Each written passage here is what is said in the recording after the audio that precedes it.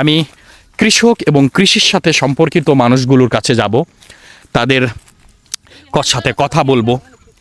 এই আসেন, আরেকজন উদ্যোক্তা দেখি ভাই, দেখে একদম একদম অরিজিনাল, একদম অর্গানিক লিচু।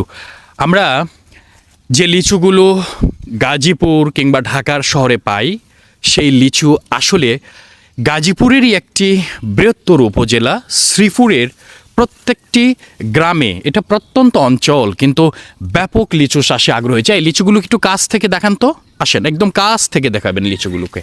এই যে আরেকজন উদ্যোক্তা রয়েছে, আমি একটু গাছের ফাঁকে যাই। কি নাম তোমার?